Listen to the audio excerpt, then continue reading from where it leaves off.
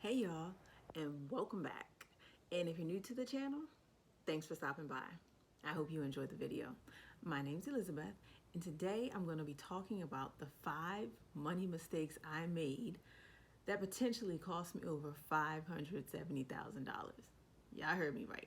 $570,000. All right, let's get into it.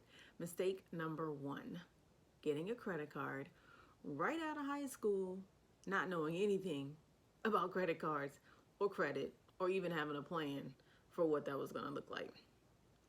So it all started one day. I was at the mall and I went to a jewelry store, knowing good and well I had no business in that store because I knew I couldn't afford anything in there.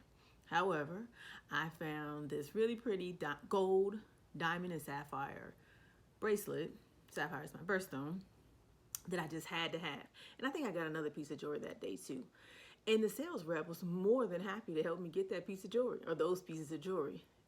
She was even so helpful and walked me through the steps of filling out the application to get that credit card. And lo and behold, I was approved for the credit card. Knew nothing about it, but I knew I was walking out that store that day with that jewelry. If only I knew years later that I would end up paying at least double what the jewelry was sold to me for. Had I known that, maybe I would have made some smart decisions. Anyhow, I got the credit card. The interest rate was 25%. And I, again, didn't know anything about credit or credit cards. So what did I do? I paid the bare minimum. 1, because I didn't know better. 2, because that's all the money I had. Because again, like I said, I had no business buying the jewelry. So I was paying for the jewelry, and of course paying just the minimum. I was only barely touching the principal of what was actually owed on that credit card. So therefore, it just kept going and going and going and going.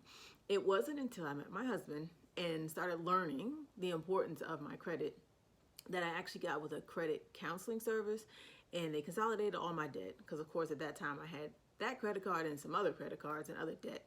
They consolidated all my debt, and then from there I was actually able to pay that credit card off. And that was a costly mistake.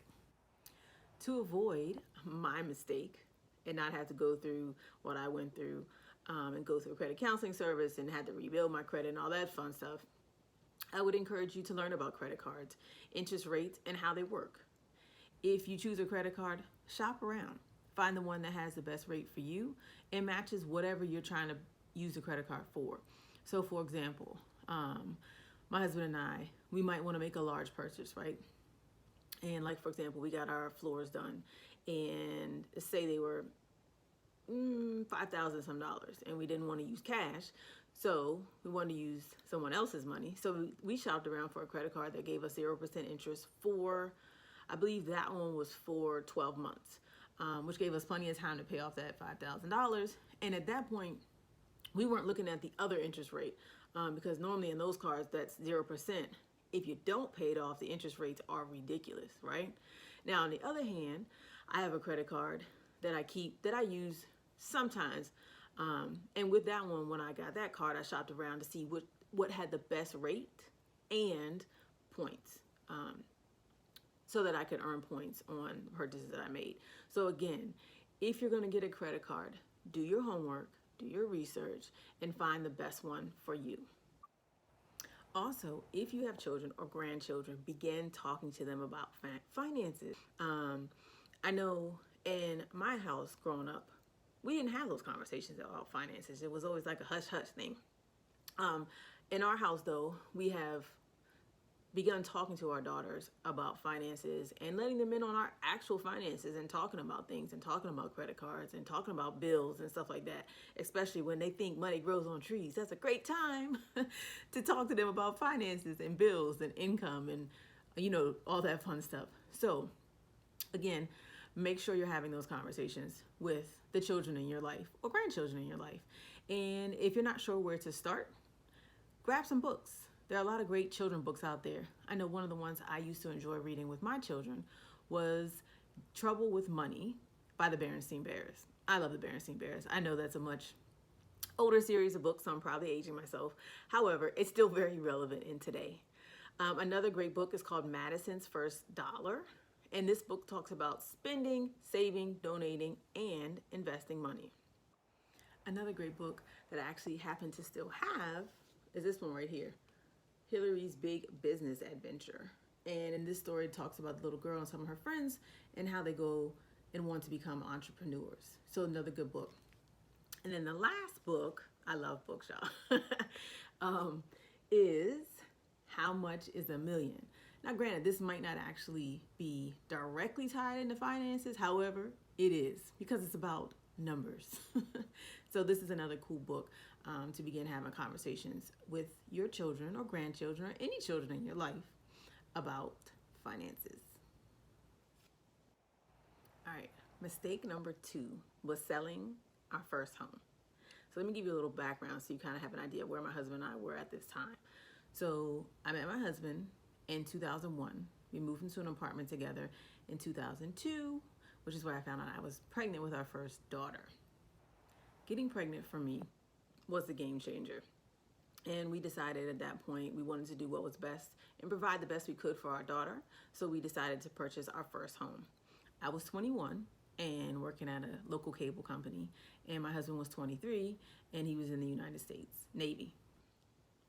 So in January of 2003, we were doing the walkthrough on our new home, and I felt my first contractions, y'all. I will never forget that because I didn't even know what a contraction was. So I'm like, what's that? Anyway, long story short, I felt my first contractions, and then in February of 2003, we actually closed on that home.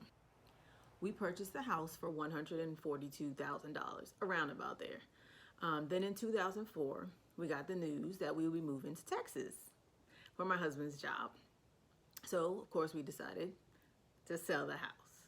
Now, at the time, it didn't seem like a bad decision, right? So in December of 2004, we sold the house for $192,000, around $192,000.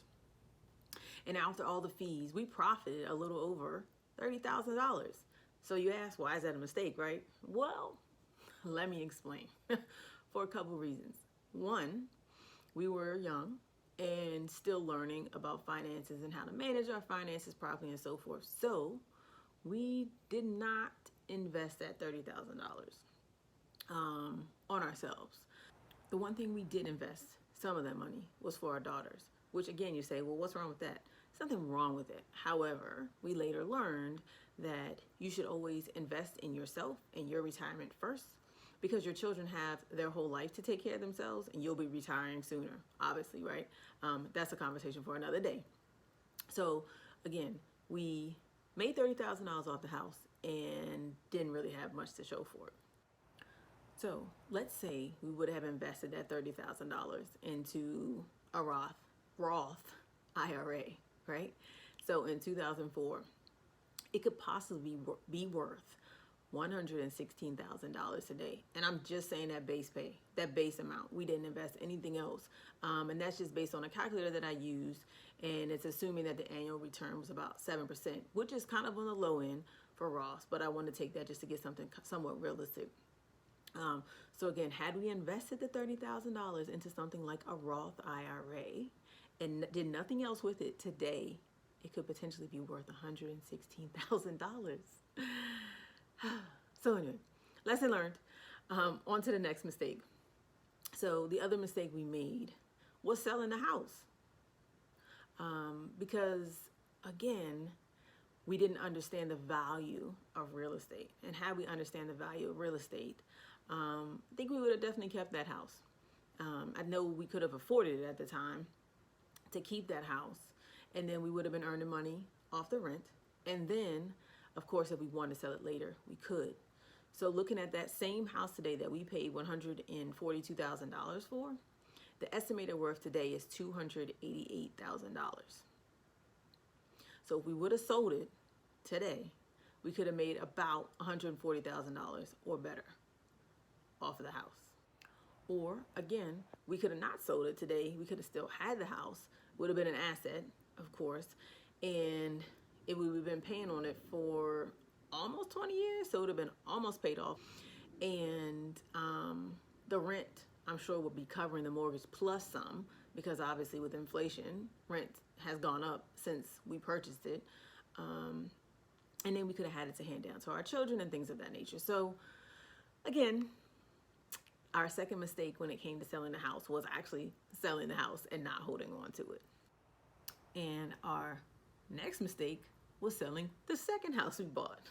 I know, it sounds crazy, right? How come we didn't learn from the first one? We didn't. The time span between selling the first one and selling the second one was only about 3 years or so. So we moved from Maryland, sold that house, that's the one I just told you about, the first one, and then we moved into our second home, which was a brand new build that we actually got to kind of customize in Texas. And we paid $109,000 for that house. And this is where our youngest daughter took her first steps. We went through our first deployment here. This is where my husband made chief. And it's also where I started working on my bachelor's degree. Another mistake that I'll explain to you shortly. Anyhow, so this home had a lot of memories in it for us. However, we didn't understand the long-term value of owning a home. So we sold it. In 2007, we sold it for $124,000 and made very little off of that sale.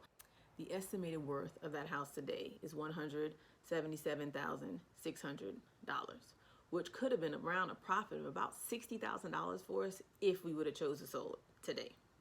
And it would have sold for that rate. So again, by selling both of our homes, that's a potential loss of about $316,000. That was by either selling them too early and or not taking that money that we made off the first home and investing it. So those were pretty costly mistakes. So moral to these two mistakes: before selling a home, do your research and have a plan. Mistake number 4 for me was, or should I say is, not investing in a Roth IRA earlier. And I kind of mentioned that in the previous mistakes, but just a little bit of information about what a Roth IRA is. A Roth IRA is an individual retirement account that you can contribute after tax dollars. Basically, your money is taxed now, so that when you take it out at retirement, you don't have to pay any more taxes on it. That is assuming, of course, you take it out at 59 and a half. So, is it too late for me to invest? Of course not. It's never too late to invest. And if I had invested the max allowed each year for the past 20 years, which is around about when I started working. I actually started working a little earlier. I was 19, and I'm 40 now. But assuming I had done that, and the annual rate of return was 7%, I potentially have about $241,000 in my Roth today. Now, the good news is I did finally start investing this February 2021, and as of today, my rate of return is 4.66%, and I've made $191. Now, that might not sound like a lot of money. However, just think, I've only been investing for about 8 months. And if I had just put this money into a savings account, I probably would have only made a couple dollars off of it versus $191. Because interest rates on savings account are some of the low interest rates out there. According to bankrate.com, the national rate as of today for a savings account is 0.06%. I mean, it's very minimal. And when you look at the average on the low end for a Roth, it's about 7%. Do your research, of course, and figure out what works best for you and your financial situation, right? And doing nothing isn't an option, because doing nothing and investing nothing is going to give you nothing in return.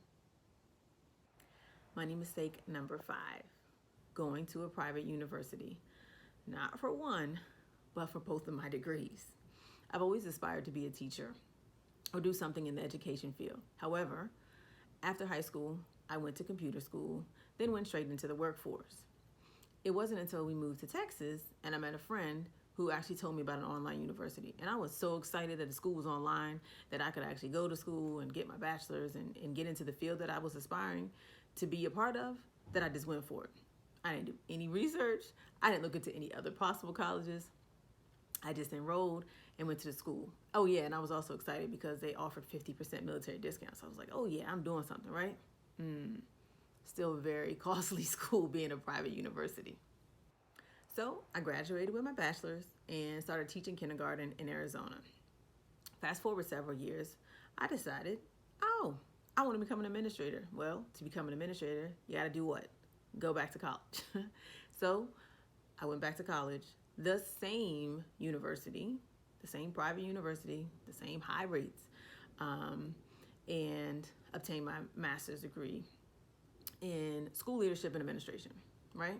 Sounds great. Well, then once I actually learned more about what administrator really entailed, I was like, yeah, that's not for me. I'm not interested in that. So now I have not one, but two really expensive degrees, and I've decided that's really not the field I want to be in. So right now I currently owe over $70,000 in college debt. Oh, how painful. And at one point, I didn't even think about that. I was willing to go into debt. I was like, I'm good, because I'm going to become an administrator and then eventually be able to have the money to pay the debt off, right? It wasn't until I started making those payments and realizing that that wasn't the career that I wanted that I was like, yeah, that probably wasn't the best choice financially. If you, your children, or grandchildren are considering going to college, I would encourage you to do your homework and research colleges and the cost, and ask the question, first and foremost, does the career you want or the children in your life want, does it require college? There's so many degrees now, There are so many careers now that you don't need a college degree for. I mean, you have entrepreneurship, you have writers, you have programmers, you have artists. There's so many different fields now that you don't have a degree in. So that's first and foremost. Do you need a degree? And if you or the children in your life need a degree, the next thing is, okay, let's look into that. What colleges are we interested in? And then let's look at the cost.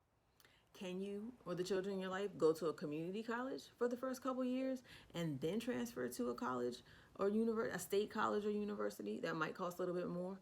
So there's just a lot of things to consider. And look into public schools or colleges versus private. They tend to be more cost efficient.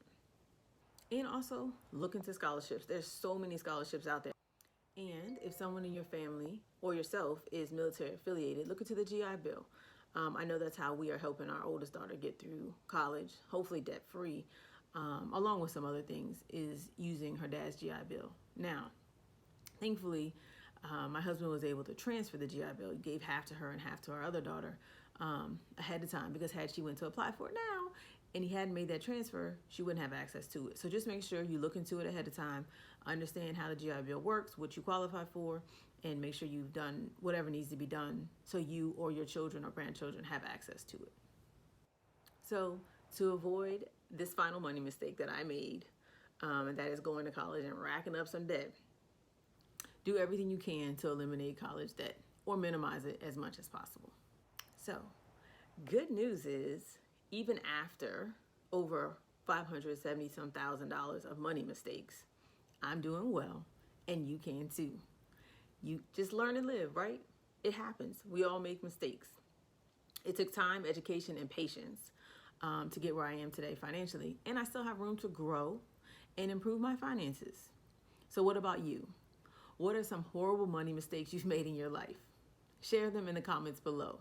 It's okay to make mistakes. That's life. It's what you do after the mistakes that matters. Thanks for watching. Stay tuned for my next finance video on decluttering your finances. Until next time, be well. Bye.